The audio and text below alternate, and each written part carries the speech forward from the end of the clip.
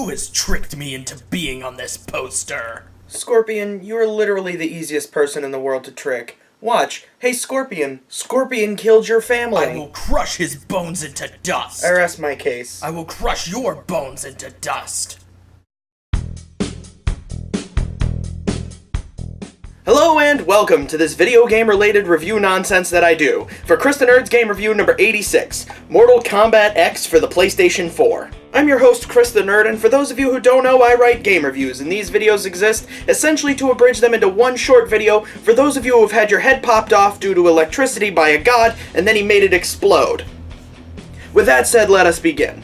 When we last saw Mortal Kombat, everybody died! Fatality! Most of those characters are now back, and they have conveniently porked so that we can have the next generation of MK fighters. They're interesting because they're essentially carbon copies of their parents, characters like Cassie Cage, the hot-headed snarky daughter of Johnny Cage and Sonya, Jackie Briggs, the hot-headed snarky daughter of Jax, Takahashi Takeda, the hot-headed snarky son of Kenshi, and Kung Jin, the hot-headed snarky cousin of Kung Lao.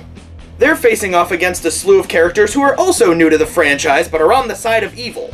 Characters like Kotal Khan, the new leader of Outworld who has a bit of a Linkin Park fetish, Devora, the bug lady that talks like Rurouni Kenshin, Aaron Black, the misplaced protagonist of the new Mad Max game, and Ferrator, Kate Sith from Final Fantasy VII with the voice of Timmy Turner.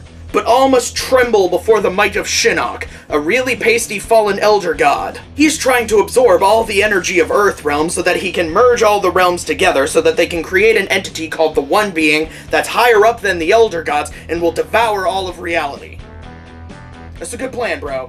You as the player must select your fighter and work your way to the top of the tower to fight and defeat Shinnok so that you can gain your character's ending, a 30-second picture that tells you something that happened after Shinnok was defeated. Do you remember the end of Mortal Kombat Armageddon, when defeating the final boss resulted in the character you were playing as gaining godlike abilities, and their ending was a result of that godlike ability? Well, fatality to that, because it seems now that destroying a god who is trying to devour all of reality is rather inconsequential. I do, however, like it when endings coincide. Like Takeda and Kenshi, for example. It does lead to a bit of an odd narrative, though.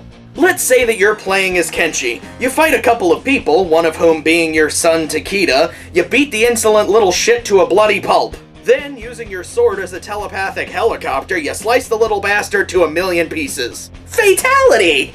Then, after defeating Shinnok, Kenshi and his son Takeda infiltrate the Red Dragon clan to find his mother's unknown killer. You know, it is always best to do father-son bonding after you've reduced your son to a puddle of goo.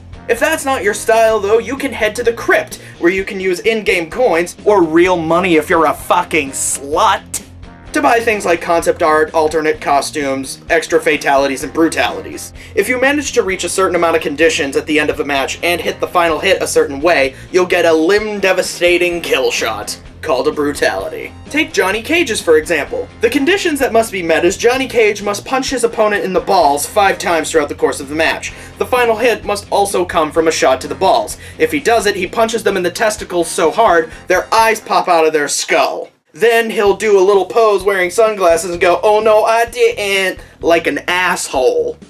Overall, though, I do love this game.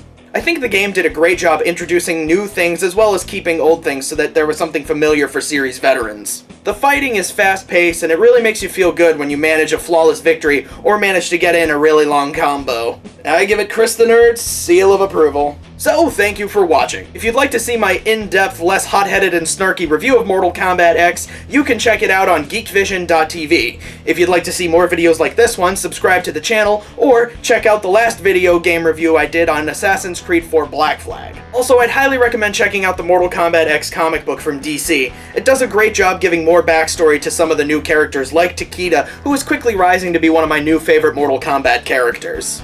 As always, I thank you for watching, and I'll see you next time.